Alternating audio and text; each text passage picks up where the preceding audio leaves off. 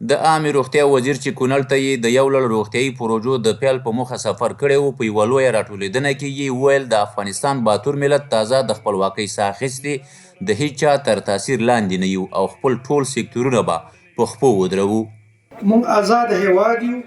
موږ سره د ګاونډیانو دا کینه په دې ټکي باندې ده چې زه ستا سنترال نو ولې دې پرېښودلم. هر څه چې کوې ما نه تپوس کوه، ما نه پوښتنه کوه، ما ته مخ راړوه. موږ افغانان آزاد دي. افغانان چې دا دونه قرباني ورکړه غلامي نه قبلوي. موږ خپل نظام ته پرېږدی چې هر څه کوو. نو الحمدلله په هغه کې محتاجي ډېره نه لرو او د دنیا روابط هم انشاءالله نږدې وخت کې به تاسو خبر شئ. موږ د نورې دنیا سم په دې بخش د صحت په بخش کې هم د تجهیزاتو، هم د ارتقا د ظرفیتونو، هم د دوا رابطې لرو او وعدې لرو. هغه به هم نهایي شي. د عامې روغتیا وزیر کونړ ته د سفر په ترڅ کې د دې ولایت د 200 بستریز روغتون ودانۍ چې په تیر حکومت کې یې 40 سلنه چارې ترسره شوې وي، د دغه روغتیایي کمپلیکس د پاتې 80 سلنه د رغونې کار یې پیل کړ او همداراز د اسداباد په تیشي سیمه کې د زماني کورنۍ لخوا د 15 میلیونه افغانیو په لګښت د روغتیایي مرکز ودانۍ ګټې اخیستنې ته وسپارله.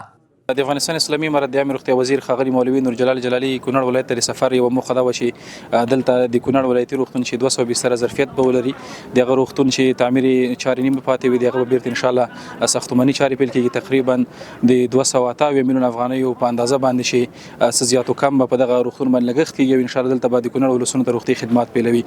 بل پلو ولایتي مسؤلینو ولسونو ته ډاډ ورکړ چې د اسلامي امارت مسؤلین د وطن د آبادۍ هوډ لري او په دې لاره کې به له هیڅ راز هلو ځلو ډډه ونه کړي.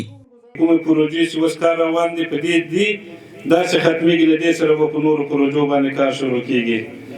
نو تاسو ته موږ دا اطمینان درکوو چې مشکلاتونه به الله حل کوي.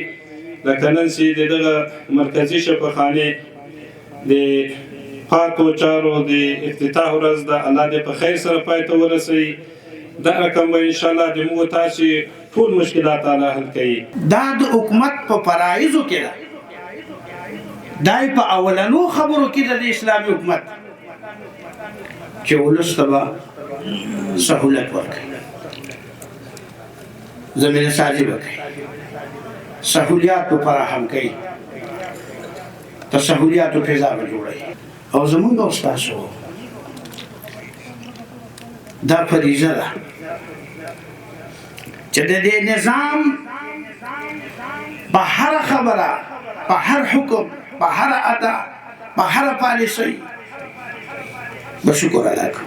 د یادولو وړ ده د کونړ ګڼو مخورو په دې غونډه کې د یاد 200 بستریز روغتون د جوړولو د چارو په پیل خوښي څرګنده کړه او د دغه روغتون د ټولو اړتیاوو په چمتووالي یې ټینګار وکړ.